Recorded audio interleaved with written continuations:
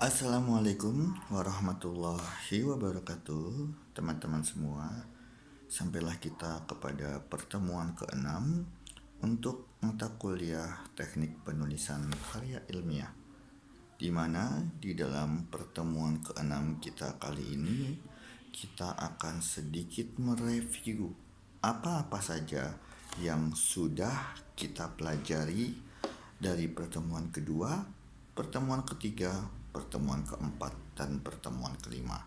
Setelah itu kalian bersiap-siap untuk saya adakan kuis yang pertama.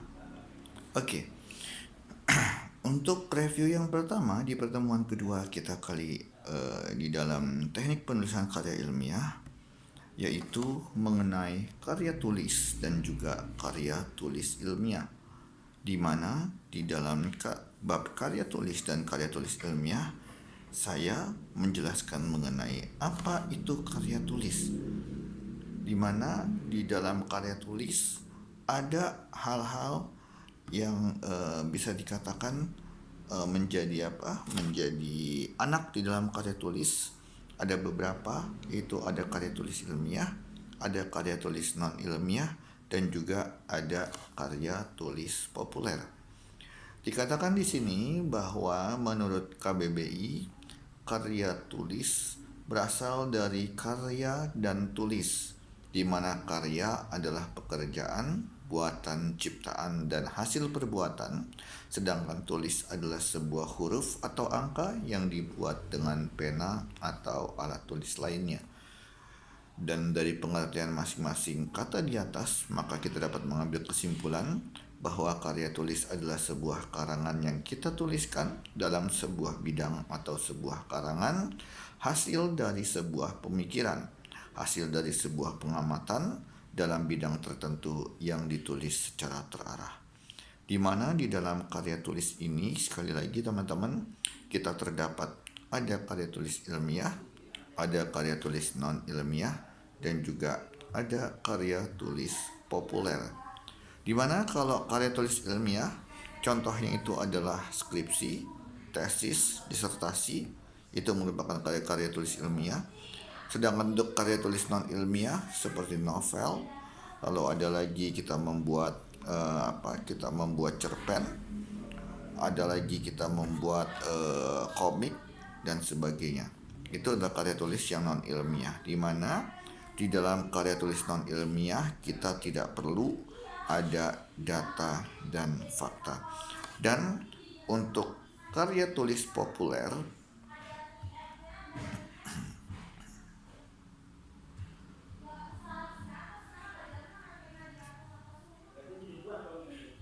sedangkan untuk karya tulis populer di sini dikatakan bahwa contohnya ada artikel dan juga ada sinopsis. Nah, ini di pertemuan kedua kita, yaitu mengenai karya tulis dan juga karya tulis ilmiah. Di pertemuan selanjutnya, di sini di dalam pertemuan ketiga kita membahas mengenai bagaimana penulisan karya ilmiah dan juga parafrase. Di dalam pertemuan ini kita bisa melihat struktur karya ilmiah, yaitu ada bentuk populer, ada bentuk semi formal, dan juga ada bentuk formal. Dan di sini langkah-langkah menulis karya ilmiah, ada 6 langkah di dalam kita menulis karya ilmiah. Ada 11 langkah di dalam kita menulis karya ilmiah. Yang pertama, di dalam menulis karya ilmiah, yaitu tentukan tema atau topik penelitiannya seperti apa. Yang kedua, buat outline atau kerangka penelitian. Kerangka di sini bisa dikatakan apa sih batas-batas yang mau kita tulis. Lalu yang ketiga, jangan lupa kita mengumpulkan bahan-bahan. Pengumpulan bahan-bahan apa yang mau kita tulis. Yang keempat, survei lapangan. Setelah kita kumpulkan bahan, kita survei lapangan, lalu membangun bibliografi, menyusun hipotesis, lalu yang ketujuh menyusun rancangan penelitian, yang kedelapan melaksanakan percobaan berdasarkan metode yang direncanakan, kesembilan melaksanakan pengamatan dan pengumpulan data, setelah itu yang ke-10 dianalisis dan penginterpretasikan data, dan terakhir merumuskan ke dalam kesimpulan dan juga teori-teori. Nah, ini adalah langkah-langkah kita menulis karya ilmiah. Selanjutnya kita akan melihat ada namanya di sini parafrase. Apakah itu parafrase? Parafrase secara etimologi atau bahasa berasal dari bahasa Yunani yang berarti cara ekspresi tambahan. Dalam ilmu bahasa, parafrase adalah pengungkapan kembali suatu konsep dengan cara lain dalam bahasa yang sama tetapi tidak mengubah makna yang dimilikinya. Jadi kalau misalnya kita memiliki ada sebuah artikel, kita mau tulis balik misalnya ya, saya kasih contoh di sini.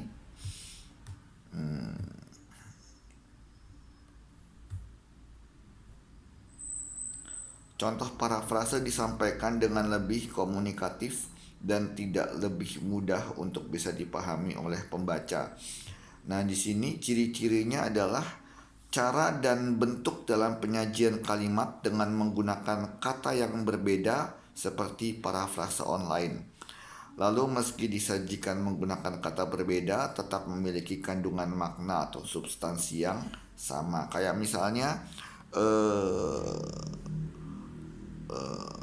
misalnya karya tulis adalah, nah ya, misalnya saya kasih contoh tadi, karya tulis adalah sebuah cara penyampaian, sebuah cara atau penyampaian yang disampaikan oleh pembaca, oleh penulis untuk disampaikan kepada seorang pembaca, ditulis oleh disadur oleh Randi Napitupulu, seperti itu misalnya.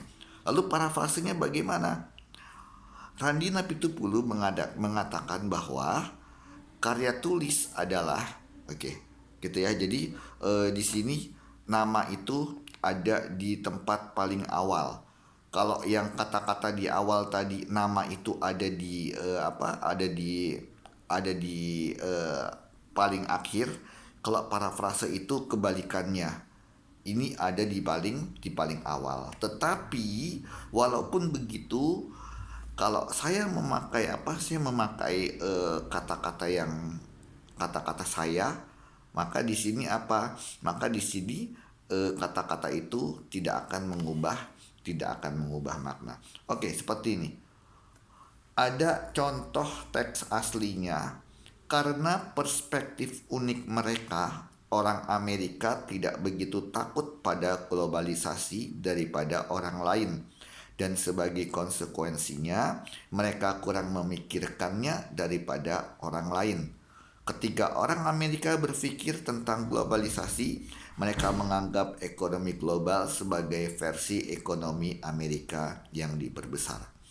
Ada sumbernya itu ditulis di paling akhir. Thoreau L. tahun 1993. Ini contoh teks aslinya. Bahwa sumber itu ditaruh di paling akhir, gitu ya. Sumber itu ditaruh di paling akhir. Lalu di sini bisa kita lihat apa parafrasenya. Parafrasenya adalah Lester Thoreau tahun 1993. Lester Thoreau tahun 1993 menyatakan bahwa karena orang Amerika melihat globalisasi hanya sebagai bentuk ekonomi mereka sendiri yang lebih besar, mereka kurang peduli tentang hal itu daripada orang lain di dunia. Nah, di sini dikatakan bahwa kata lesterturo itu digunakan di paling di paling depan, gitu ya. Nah, jadi di sini bisa dikatakan untuk parafrasenya berbeda. Jadi kalau misalnya teks aslinya itu adalah sumbernya kita taruh di paling belakang, maka kalau kita memakai parafrase ini untuk sumbernya kita taruh di paling depan. Itulah yang dinamakan dengan parafrase. Ini ada di dalam pertemuan kita yang ketiga.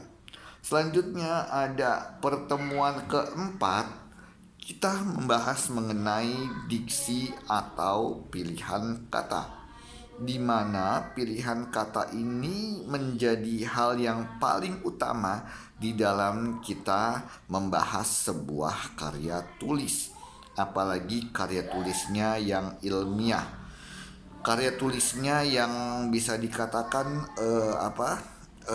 harus menggunakan data dan fakta. Pilihan kata menjadi hal yang wajib sekali harus kita pikirkan sebagai seorang penulis, di mana di dalam kita membuat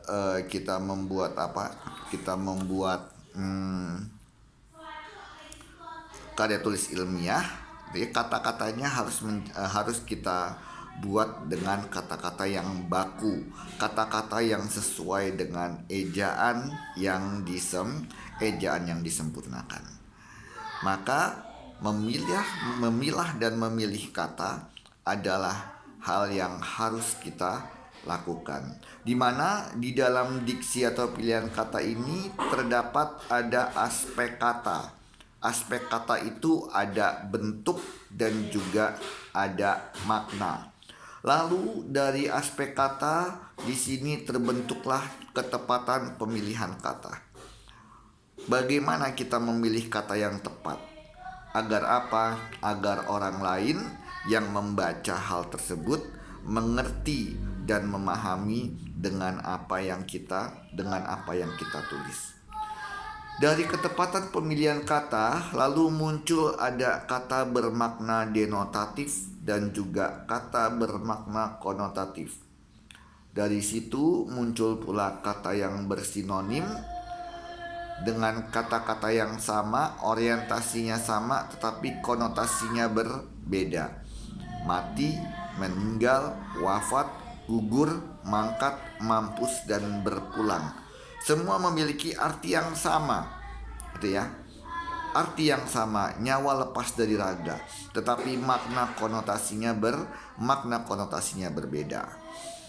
Untuk kata meninggal, wafat, gugur, dan berpulang, ini bisa kita masukkan apabila seorang manusia dia nyawanya lepas dari raga. Sedangkan untuk mati, mangkat, mampus, tiga hal ini tidak bisa kita gunakan untuk manusia.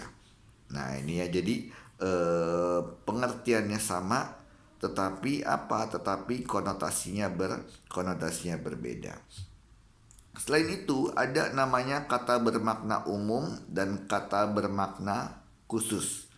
Kata bermakna umum bisa menjadi khusus, begitupun sebaliknya. Kata bermakna khusus bisa menjadi umum. Lalu selanjutnya ada kata yang mengalami perubahan makna. Di dalam kata yang mengalami perubahan makna ini ada tiga hal: perluasan makna, penyempitan makna, dan juga perubahan makna. Ada satu kata yang tadinya memiliki arti yang luas jadi dipersempit, ada penyempitan makna. Ada satu kata yang tadinya maknanya sempit menjadi luas. Kayak saya kasih contoh penyempitan perluasan makna itu seperti bapak, ibu. Tadinya bapak ibu itu hanya digunakan untuk orang yang kalau ibu yang melahirkan saja maka baru boleh dipanggil ibu. Bapak pun juga kalau itu adalah bapak kandung. Tetapi ternyata bapak dan ibu itu terjadi perluasan makna. Apa perluasan maknanya? Maka bapak dan ibu bisa digunakan apabila kita bertemu dengan orang yang lebih tua dari kita, maka beliau bisa kita panggil bapak ataupun ibu. Kalau untuk yang penyempitan makna, contohnya adalah sarjana. Sarjana itu maknanya dulu luas. Orang yang apa? Orang yang berpendidikan. Orang yang berpendidikan itu dikatakan sarjana. Baik dia hanya berijazahkan SMA, tetapi kalau dia pintar, dia berpendidikan, bisa dikatakan sarjana. Tetapi saat ini kata sarjana dipersempit maknanya menjadi siapa? Sarjana itu hanya orang-orang yang dia melakukan kuliah dan juga lulus dari perkuliahan. Maka hal itu baru bisa dikatakan menjadi seorang sarjana. Ada pula yang ketiga, yaitu ada perubahan makna. Walaupun kata-katanya sama, gaji dan gaji, sanksi dan sanksi, tetapi berbeda. Gaji tanpa H artinya uang yang apa? Uang yang kita dapatkan apabila kita bekerja. Sedangkan gaji dia memakai H, maka itu adalah sebuah makanan. Itu ya, gaji itu makanan. Sanksi pakai sanksi NG bukan NK karena akan berbeda lagi pengertiannya. Sanksi dengan menggunakan NG, maka sanksi ini adalah dia yang ragu-ragu. Saya ragu-ragu. Saya sanksi sama dia. Saya ragu-ragu sama dia. Saya nggak percaya. Ya, sedikit tidak percaya. Sedangkan sanksi dia memakai NK, maka ini adalah apa? Bentuk hukuman. Maka kalau dari kita lihat pengucapannya sama, tetapi ternyata maknanya berubah. Nah, inilah yang disebut dengan apa? Kata dengan perubahan makna. Ini ada di dalam pertemuan keempat. Lalu selanjutnya pertemuan terakhir ada karangan. Pertemuan minggu lalu kita membahas mengenai karangan. Apa itu karangan dan juga jenis-jenis karangan. Di mana jenis karangan ini kita bisa melihat ada macam-macam jenis karangan. Ada jenis karangan secara deskripsi, kita menjelaskan sesuatu, mendeskripsikan sesuatu. Ada sebuah objek lalu kita deskripsikan, kita jelaskan sejelas-jelasnya. Objek apa itu? Lalu yang kedua jenis karangannya narasi. Narasi ini bisa dikatakan adalah jenis karangan di mana menyajikan serangkaian peristiwa kejadian dan disusun secara kronologi sesuai dengan urutan waktunya. Jam segini apa, segitu apa, segini apa, segitu apa, segini apa. Ini sesuai dengan kronologinya. Contohnya kayak misalnya kalau narasi itu kalau ada pembunuhan, nah ini apa? Bagaimana kejadian sebelum terjadinya pembunuhan, pada saat terjadinya dan juga pasca seperti apa. Itu bisa diketahui dari mana? Ada kita harus memiliki data dan fakta. Maka narasi tidak boleh kita sembarangan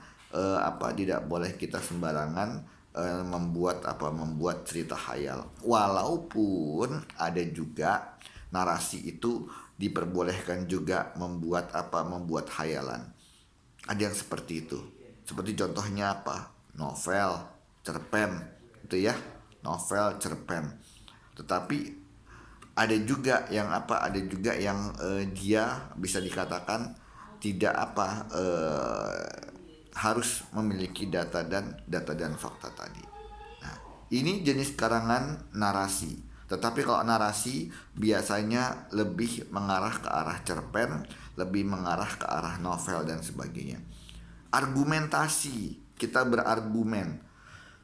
Bisa dikatakan di sini argumentasi adalah salah satu bentuk tulisan yang isinya berupa pendapat-pendapat penulis mengenai suatu hal dengan mengemukakan pendapat berupa alasan, contoh, dan bukti yang kuat. Lalu selanjutnya ada jenis karangan eksposisi, jenis karangan yang menyajikan penjelasan atau memaparkan beberapa pengetahuan maupun informasi secara lebih jelas dan juga lebih rinci. Dan di sini terakhir ada jenis karangan yang persuasi. Di sini bisa dikatakan jenis karangan persuasi ini penulis bisa mengambil sikap atas suatu masalah baik memihak ataupun bertentangan dan membangun argumen sekuat mungkin untuk memenangkan pembaca. Jadi kalau misalnya kita misalnya ingin menulis sesuatu, ada nih dua hal yang bertolak belakang, kita memihak kepada salah satu ini dan kita bisa dikatakan bisa berargumen untuk memenangkan salah satu dari kedua hal ini. Nah, ini adalah jenis karangan yang persuasi. Nah, kira-kira ini yang menjadi review kita selama 5 pertemuan di dalam pertemuan kedua, ketiga, keempat, dan kelima. Untuk lebih jelasnya saya sudah memberikan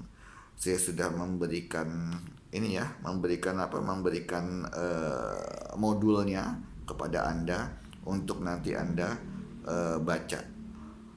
Dan jangan lupa untuk besok kita siap-siap untuk kuis yang pertama, dan besok saya akan beritahu apa yang nanti akan menjadi evaluasi tengah semester ETS atau lebih dikenal dengan nama UTS. Kita akan memakai cara apa di dalam evaluasi tengah semester ini. Kira-kira itu yang bisa saya sampaikan di dalam pertemuan review singkat kita kali ini. Terima kasih atas perhatiannya.